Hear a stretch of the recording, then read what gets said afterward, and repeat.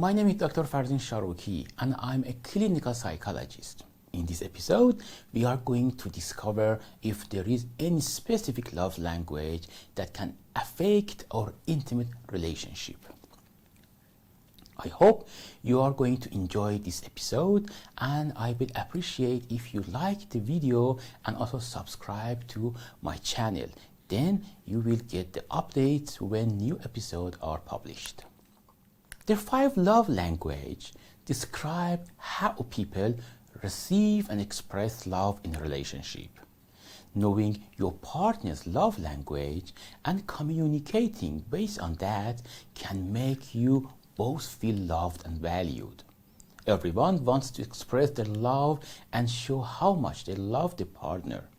Many people, however, fail to do so in a way that speaks to the heart of their loved one. If this describes your situation, you might be interested in learning more about these 5 love languages, which are based on Gary Chapman's theory.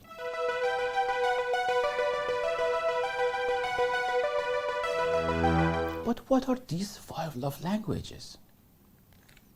Gary Chapman published his book, The 5 Love Languages, in 1992. He understood the trend in couples' relationships and how the couples were misinterpreting one another's desire. As a result, he developed 5 love languages, or ways in which people express love.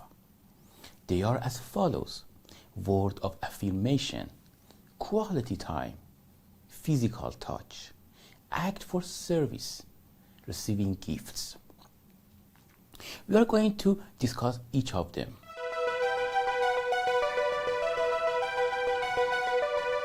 The word of affirmation are expressions of affection through spoken words, praises, or admirations. When this is someone's primary love language, they appreciate encouraging words, inspirational quotes, love notes, and charming SMS messages.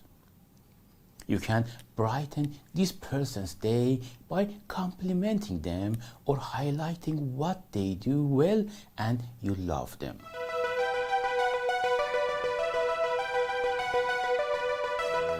Also, about the quality time, someone who speaks this love language desires undivided attention. When you are together, they will feel appreciated if you are present and focused on them. This includes putting the phone down, shutting off the tablet, making eye contact, and actively listening. People who speak this love language value quality over quantity.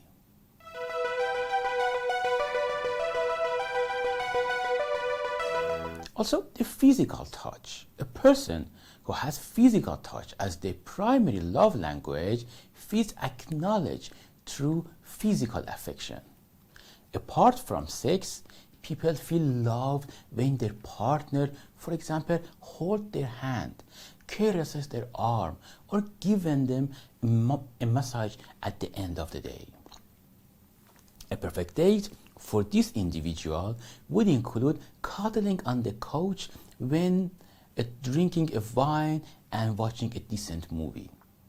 They merely want to be physically close to their loved one.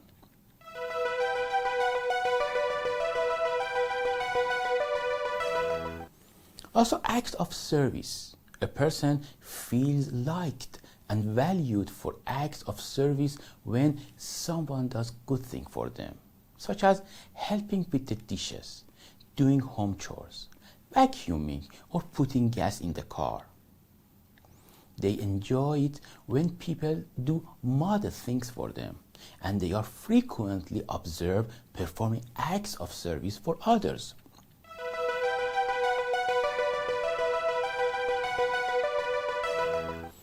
Also, receiving gifts. Gift giving represents love and affection for someone who speaks this love language. They value not only the present itself, but also the time and effort put forward by the giver. People who have getting presents as their major love language do not necessarily demand large or expensive gifts. What is the behind gift is more important to them. When you take the effort to select a gift just for them, it shows that you care about them. Because it has such an impact on them, people who speak this love language often recall even tiny present they have received from their loved one.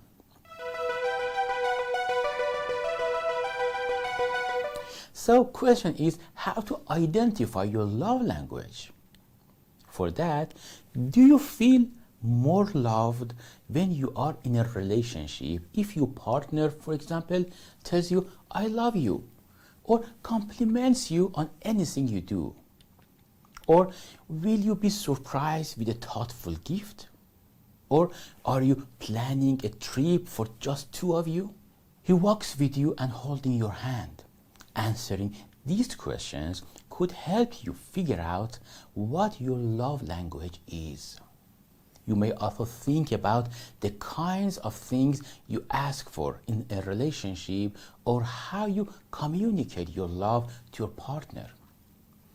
Chapman also has a 30-question online survey to help you establish your main personality type and love type.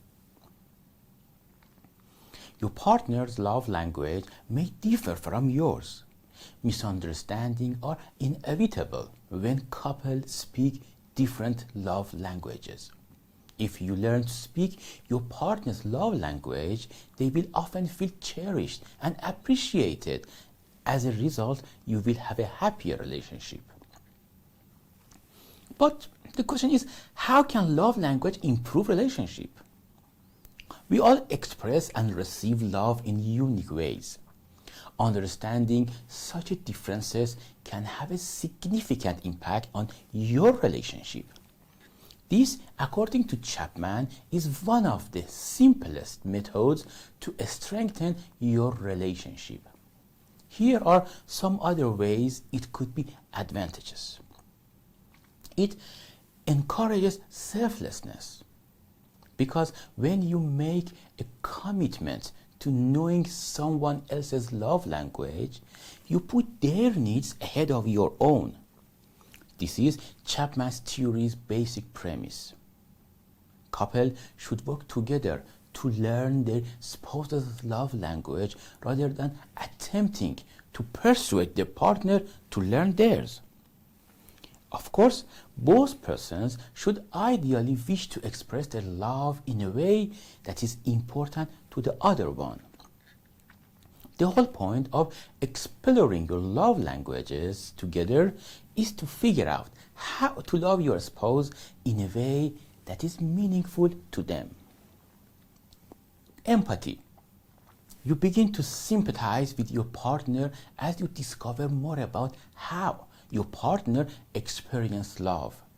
It allows you to step outside of yourself and consider what makes another person feel important and appreciated.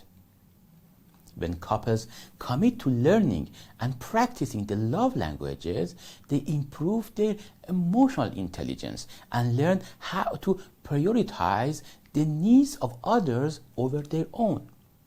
Instead of speaking in your own love language, you learn how to communicate in a language that your partner understands. Also, it's increasing the intimacy. When couples talk about what keeps them feel loved on a regular basis, it builds better understanding and eventually promote intimacy in their relationship. They are not only learn more about one another, but they also form deeper and more meaningful connections. When this happens, their bond becomes stronger. The other reason is it aids personal growth. Focusing on something or someone other than yourself can contribute to personal growth. Loving your partner in unconventional ways requires you to develop and change, as well as look outside of yourself. On the other hand, it shares love in meaningful ways. When couples learn to speak each other's love language, the things they do for one another become more thoughtful and meaningful. Part of this is because they are saying "I love you" in a way that makes sense to their partner. But can we use love language in everyday life? Of course. Love language, according to Chapman, also apply to relationships between parent and children, co-worker, and even friends.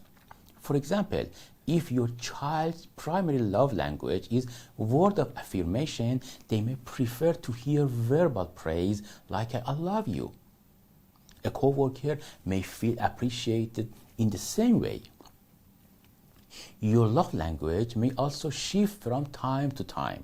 For example, if you've had a rough day at work, you might prefer to a hug from your partner than an encouraging phrase.